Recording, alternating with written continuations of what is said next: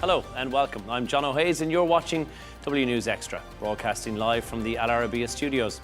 These are our top stories.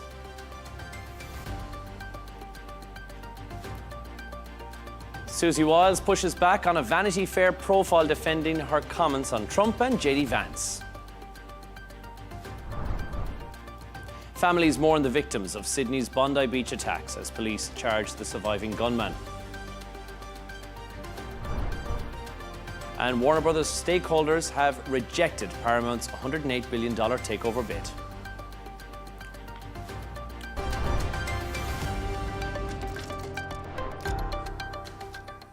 To our top story, White House Chief of Staff Susie Wiles is pushing back against that Vanity Fair profile that quoted her making blunt remarks about President Trump, about Vice President JD Vance and about Elon Musk as well. In the interview, she described Trump as having what she called an alcoholic's personality. She also went on to say that Vance had been a conspiracy theorist for years. Wiles says the magazine stripped away the key context. That's an accusation that the White House has rejected, with Trump and JD Vance publicly coming to her defence. Have a listen to this. And you know why I really love Susie Wiles? Because Susie is who she is in the president's presence. She's the same exact person when the president isn't around. I've never seen Susie Wiles say something to the president and then go and counteract him or subvert his will behind the scenes. And Susie Wiles, we have our disagreements. We agree on much more than we disagree, but I've never seen her be disloyal to the President of the United States, and that makes her the best White House Chief of Staff that I think the President could ask for. Now, meanwhile, the Vanity Fair writer Chris Whipple has told CNN that every interview was recorded and that this is a classic non-denial denial. Have a listen.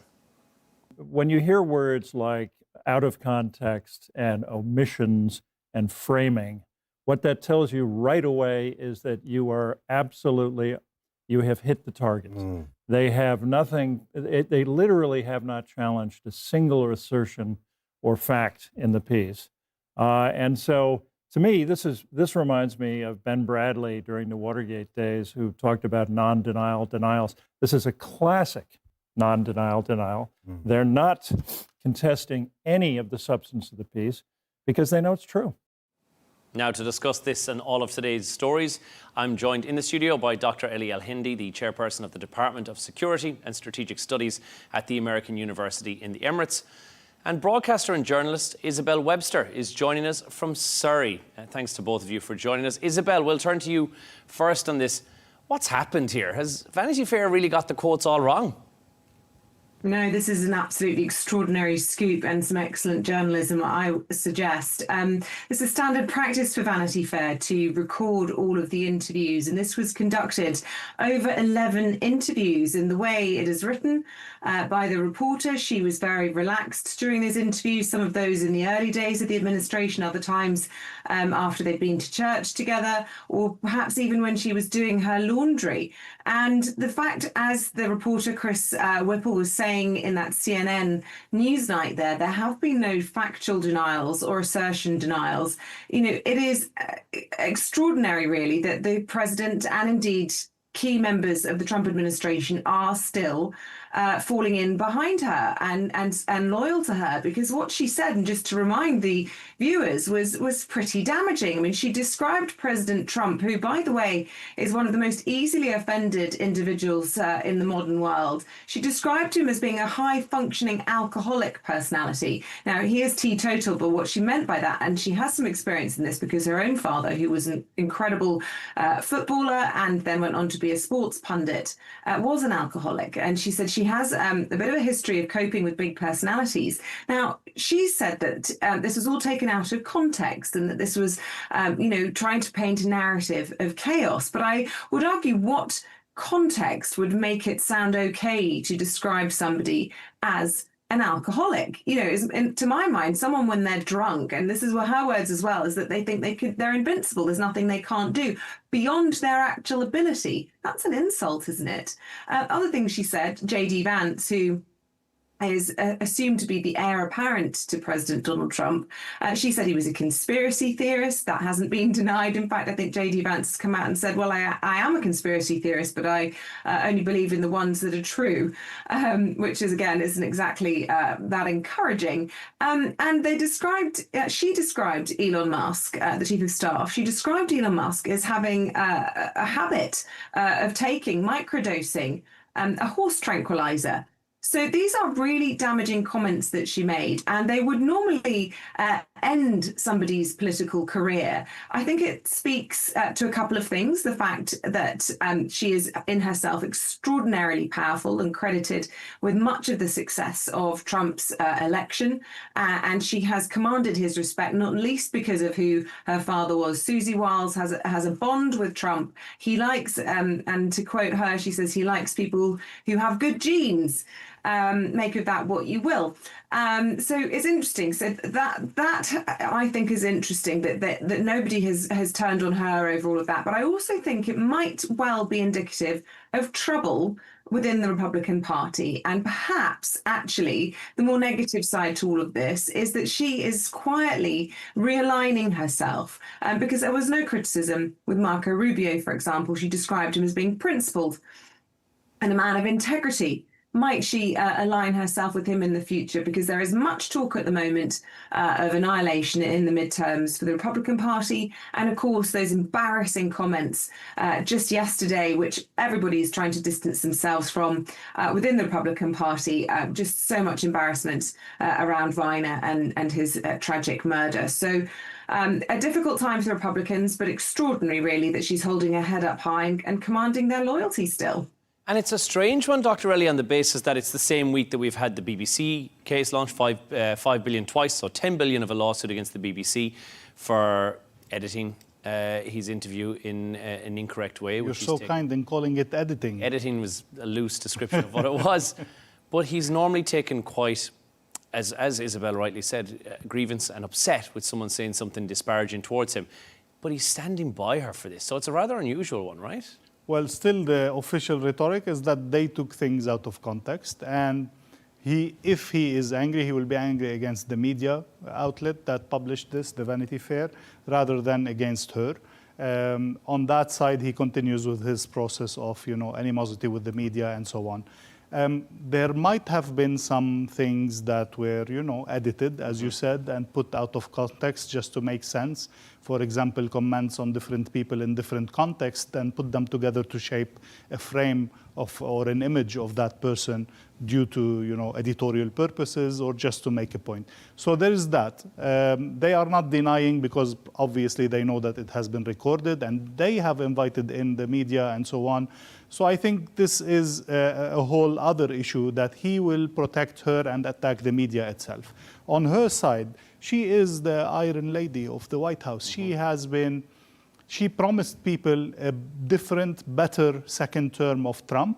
And to a certain extent, she is delivering on that. We have to also remember that Trump's people, Trump's entourage, Trump's administration is not an establishment administration. It's not people who have been trained in the administration. It's not people who are colleagues and who know the system. It's people that come from so many different backgrounds with so many different ideas that are only connected with the image of Trump. Mm-hmm. And she's making sure that they are continuing to be in line, that they are holding the line, and they are supporting the president no matter what. So I think she is very crucial to his presidency. He knows that. And that's why he would look over any mistakes that she does, if we want to call this a mistake in that sense.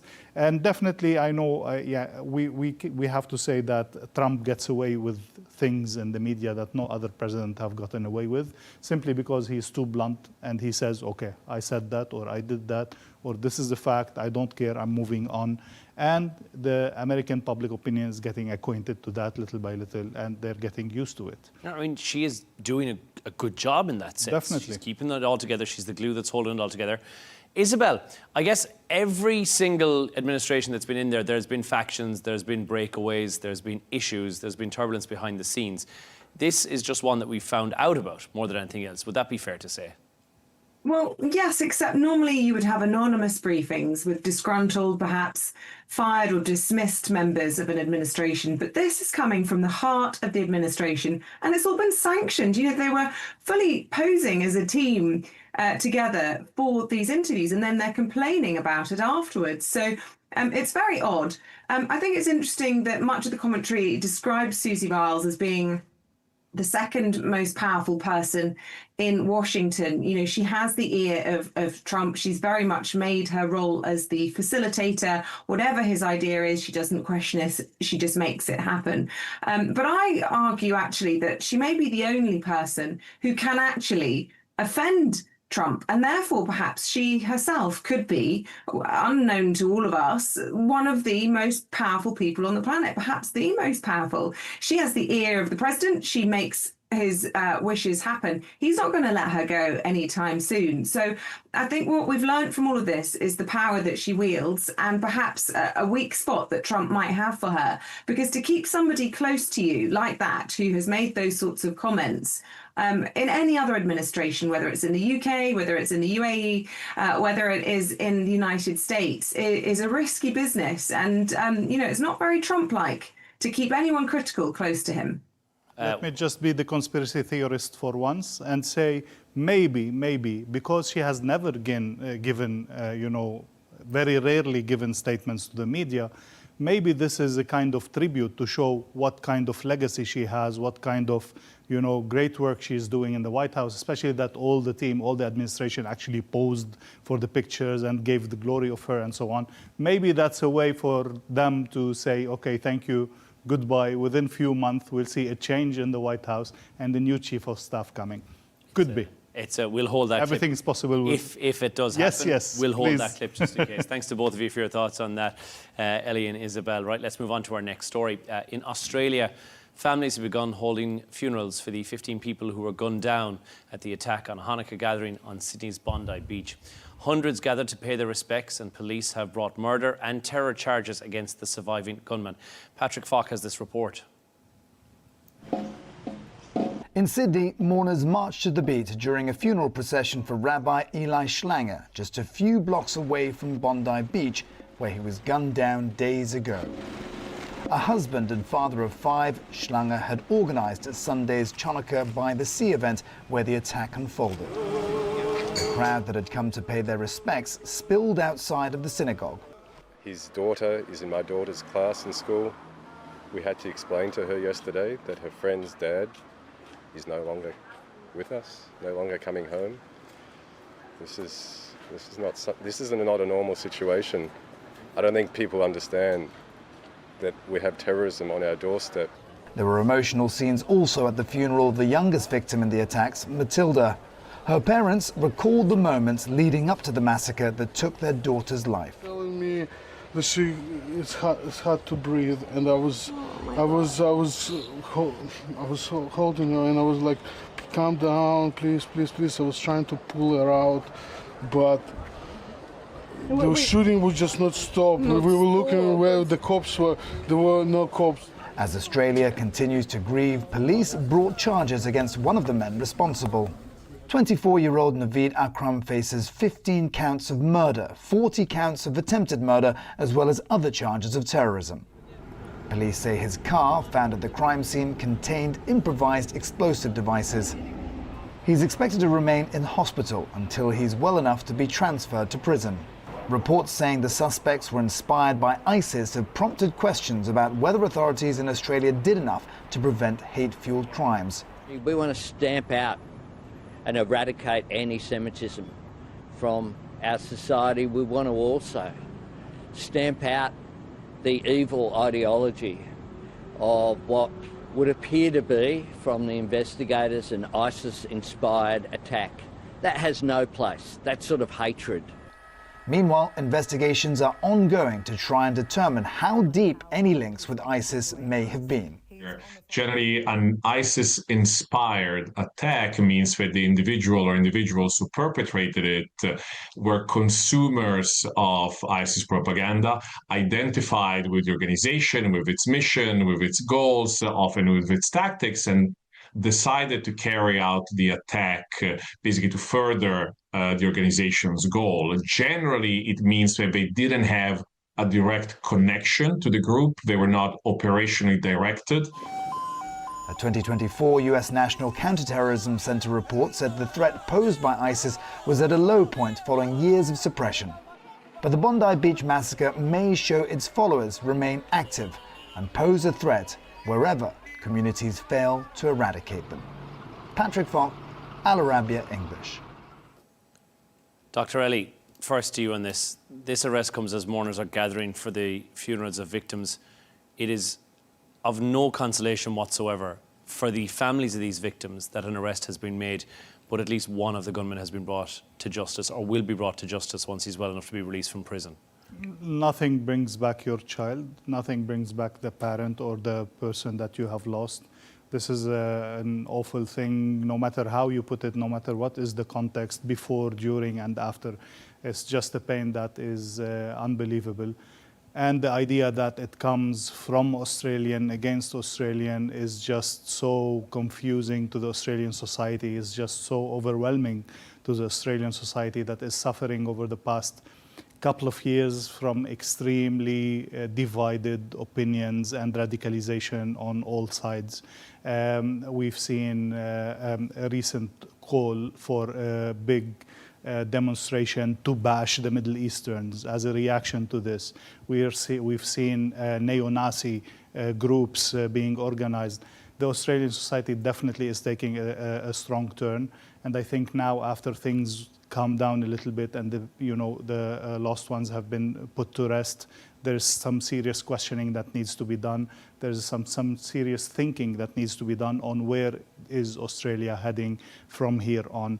And I don't think that the day before can be like the day after. Something significant, I think, will need to change if we are to protect Australia from future actions and reactions on both sides.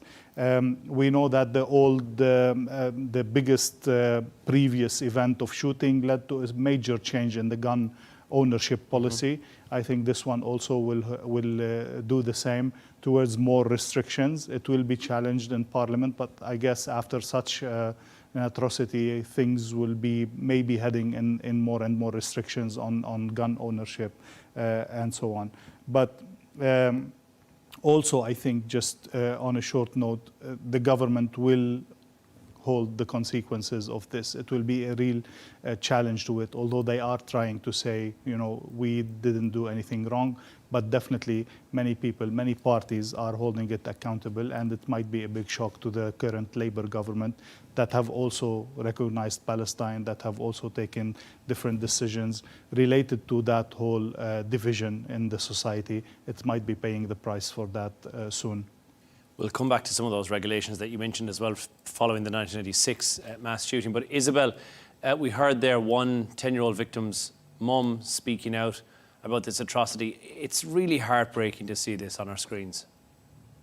Yeah, I mean, my heart goes out to her. I have a 10-year-old child. I can't even imagine the pain she's feeling. I think her name was Valentina, and she was describing how they'd left their home country of Ukraine 10 years ago because they felt it was unsafe. That was around the time of Russia's first invasion when they stole Crimea. And they moved to Australia thinking that it would be a safe and a better future for their children. They even chose the name Matilda because, of course, it is the most Australian name that anyone could think up, Waltzing Matilda. And they've urged people, please just remember her name. But it's so senseless, the arbitrary killing of innocent people, Holocaust survivors, elderly people, children, innocent people coming together in the most harmless and beautiful way to celebrate a religious festival is absolutely abhorrent. And I'm pleased to see the international condemnation.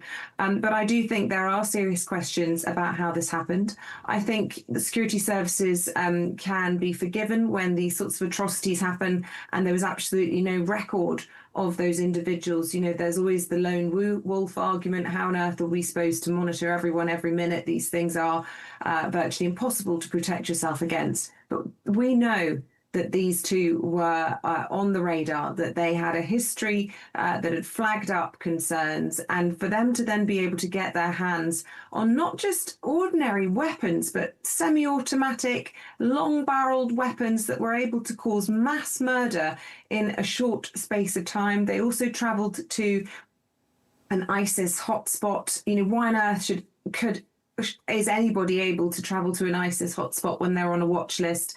I think there are some really difficult questions to be asked. We know that the particular individual, Naveed Akram, who survived of the perpetrators, only just woke up from a coma last night. He's refusing to cooperate with police. But the court hearing's now been delayed until April because of the complexity of this case and, of course, the huge number of victims. And I think it's something like 59 counts he's facing, including 15 counts of murder. So an absolutely horrific situation in Bondi. And as for the mother, Valentina, my heart absolutely breaks for her and for all of the victims. And of course, we mustn't forget, I think there are 22 who were injured, who are still seriously unwell in hospital. So our thoughts with them as well. Dr. Elie, before we move on, as someone who's got family in Sydney, and I think Sydney's always been seen the world over as a place to go for a fresh start, regardless of where you're from. Sure. The majority of people who are there have immigrated to Australia, have gone to Sydney in search of a fresh start, a better life. And now we're seeing this rise in anti-Semitism. We're seeing this rise in Islamophobia.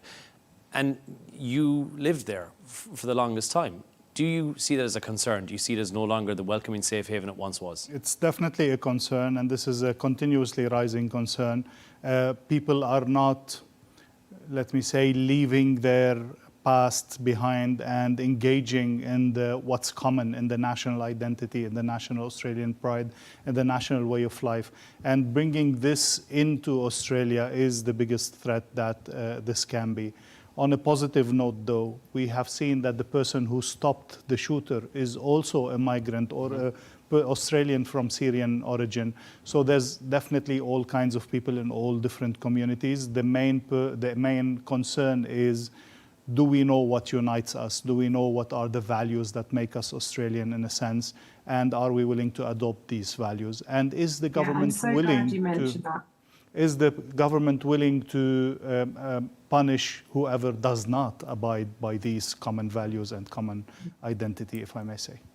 Well, thank you both for your thoughts on that. The story, honestly, every time we cover this, my heart breaks for all of the victims and their families.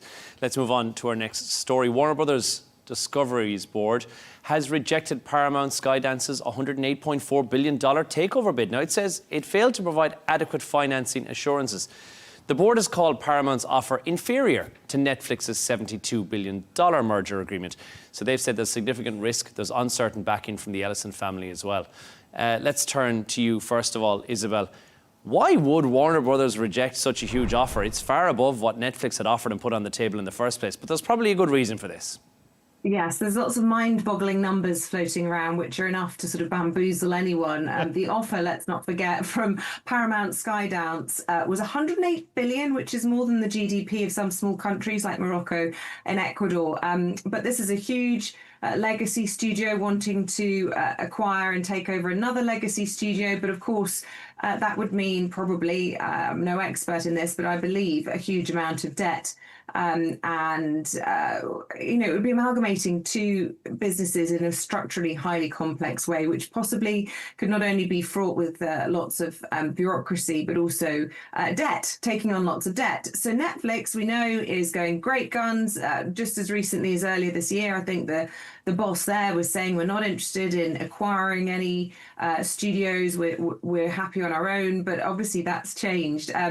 The offer that they're making, there is a lot for Netflix to gain from this, but what is in it for Warner Brothers? Well, they don't have a huge amount of choice, really, when it comes down to a hostile takeover, but I can see that Netflix is a more favourable proposition. And they are less of a legacy studio, but they are, there's no huge debt to take over. And I think I'd have made the same decision if I was fortunate enough to be on the board of one of these enormous multi-billion-dollar organisations.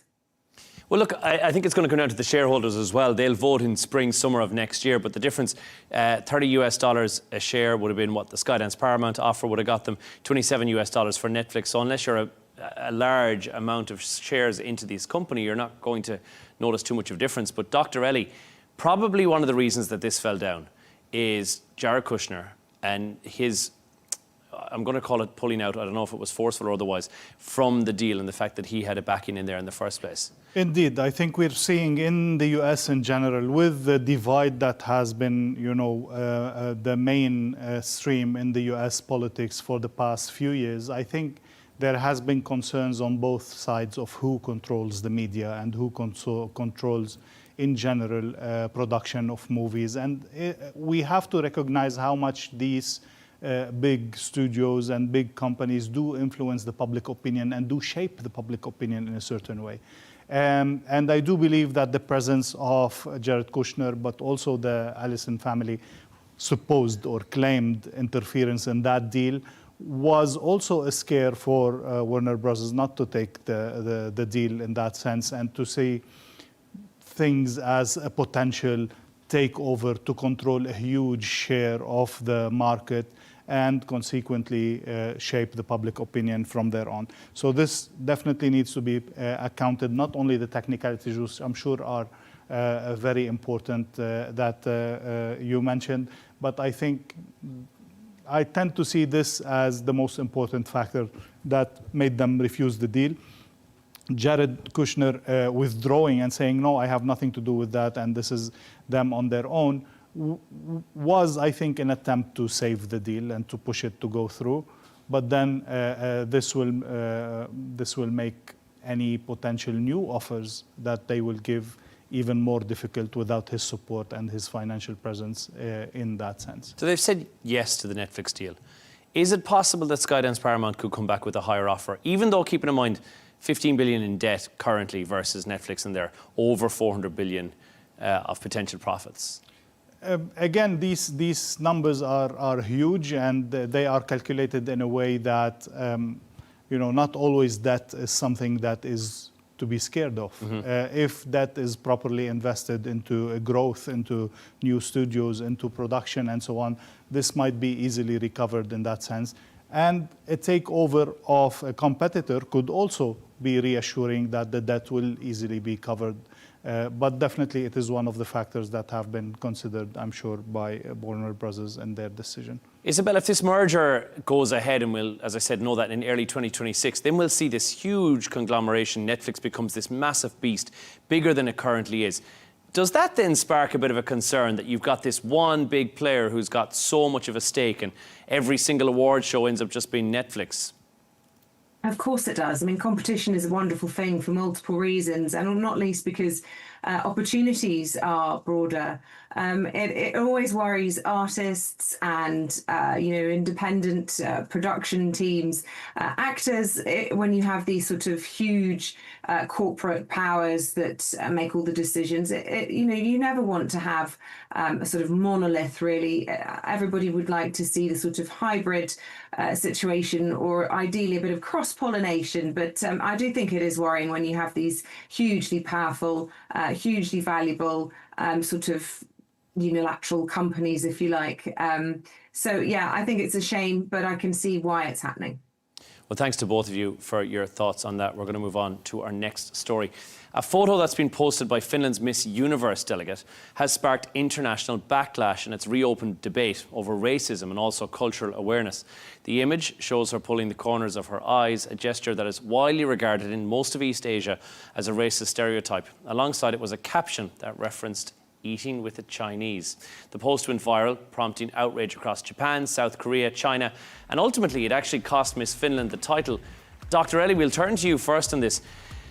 A social media post that has caused outrage very quickly, making headlines once again. This happens all too often, but when someone is in this sort of position of prominence, I guess it can't afford to happen. Exactly. I think the social media has become such a big influence in everyday's life, in everyone's life, and it goes viral around the whole world, which becomes also a national issue in that sense that the government could not afford to disregard.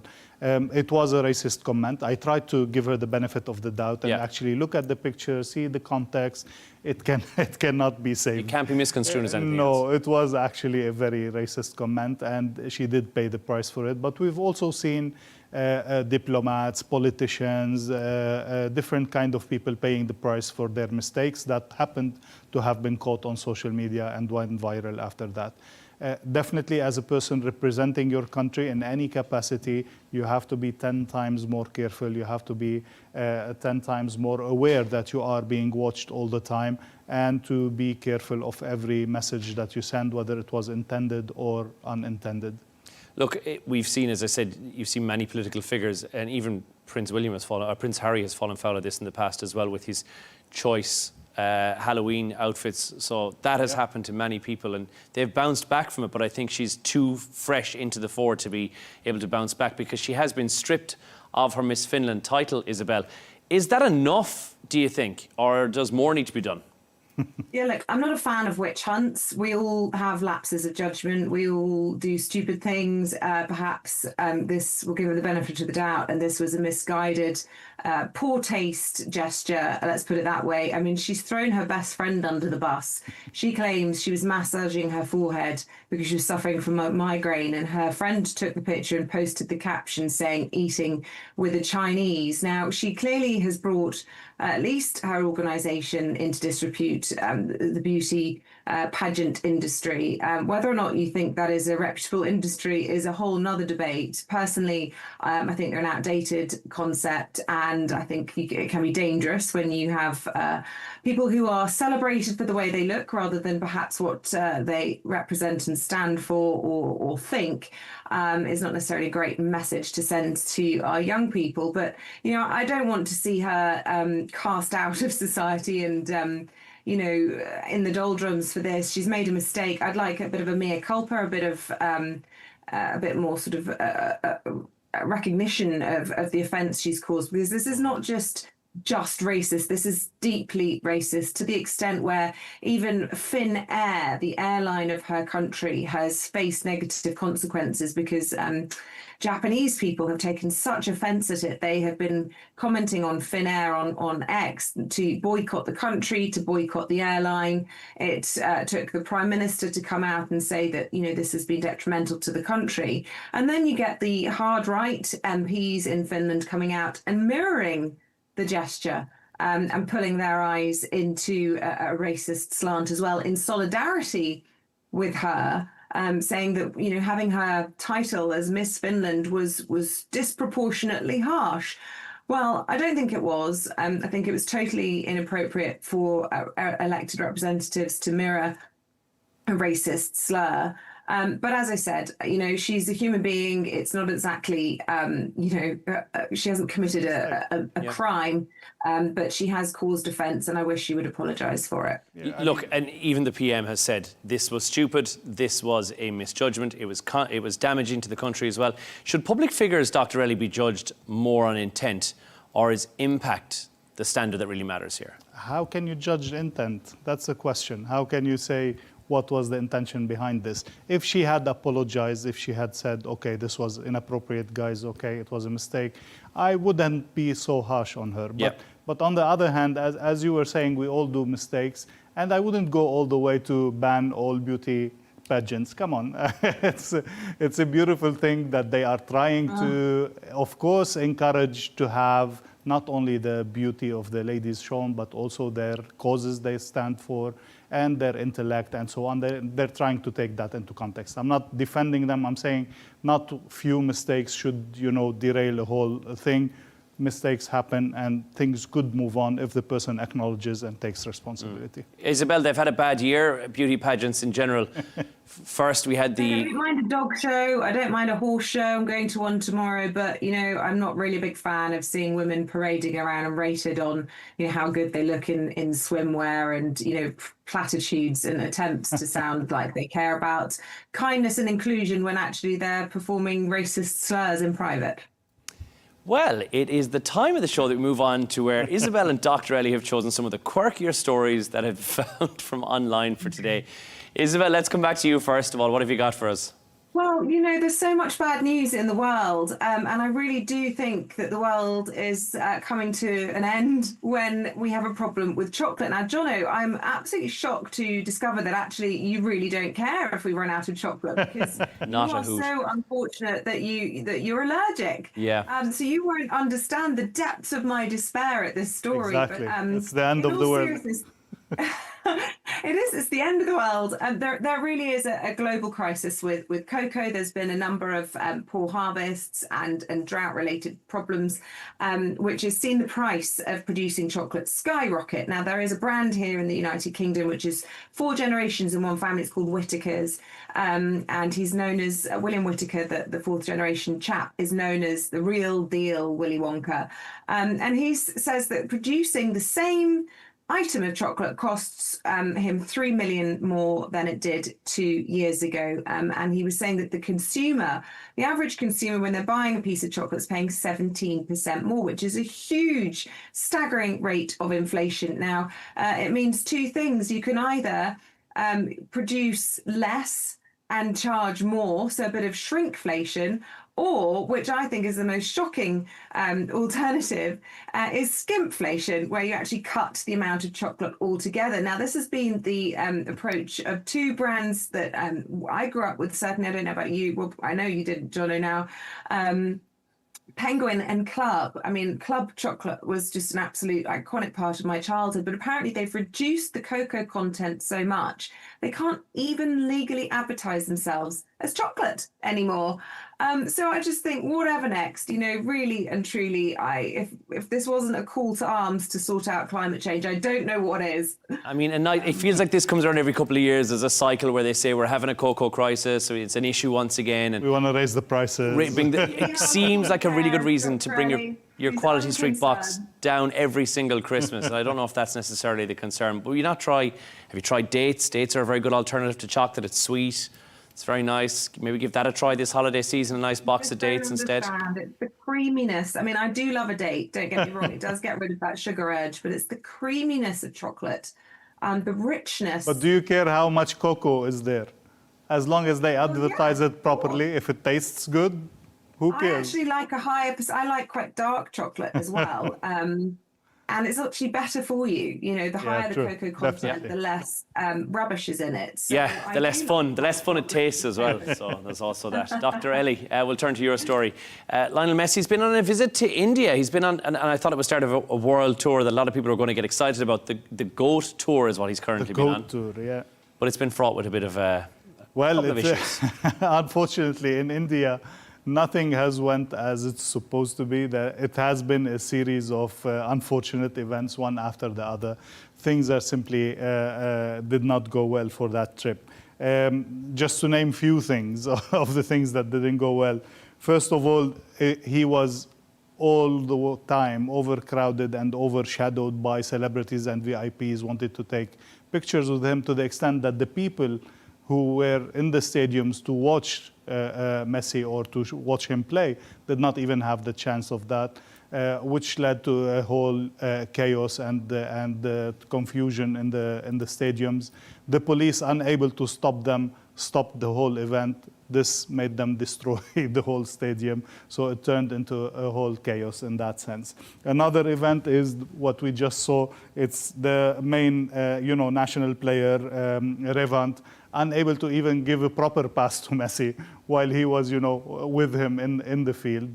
A third thing that didn't happen properly is the unveiling of his statue, which, because they couldn't keep the people away, had to do it remotely. But then it appeared that the remote they gave him was a fake remote, and somebody was actually pulling the sheets from beneath the statue. And even worse than everything, the statue didn't even look like Messi. So a whole series of unfortunate events. It has been so embarrassing for India. It has been all over the social media. A very, very bad trip for India altogether. In But terms Messi of has said it's been a organization. Messi said it was a wonderful trip. He's really enjoyed it. I'm sure he got paid. Yeah, I'm sure he enjoyed it. It looks like they rolled out the red carpet, and I think a lot of pressure from anyone. I know that certainly when somebody who's of authority walks in, if my big boss walks in, I have a panic attack almost instantly. Yeah. And so maybe that was a nerves issue. That's what happened with everyone that was involved. Definitely. They might have had a bit of a panic moment. You know what it's like when the big boss is there. You don't want to make a mistake. Did you see the footage over the last couple of days of the fake Statue of Liberty in Brazil that got blown over in high winds? Yes. Fortunately, Yes, nobody got yes, killed. But when I was watching that Messi statue being unveiled, I was sort of wincing. It could have been worse. And India's the most incredible country for sports tours. And yeah, I'm sure he wasn't just thinking about the money when he was reflecting on the trip. It might not have been perfect, but you know, things are a little bit more loosey-goosey sometimes in India than we Some might be people used to. said that the statue even looks more like Ronaldo rather than Messi. I'm sure he did not like that comment. It may have been a different schedule that was happening initially. Well, listen, thanks to both of our guests so much for those stories. First of all, to Dr. Elie Hindy, the chairperson of Department of Security and Strategic Studies at the American University in the Emirates, and broadcaster and journalist Isabel Webster from Surrey. Thank you so much to both of you. And that is all from us on W News Extra. As always, you can subscribe to our YouTube channel and follow us on X. Leanne is back with you tomorrow evening, and G&T with Tom Burgess-Watson is on the way. But for now, goodbye.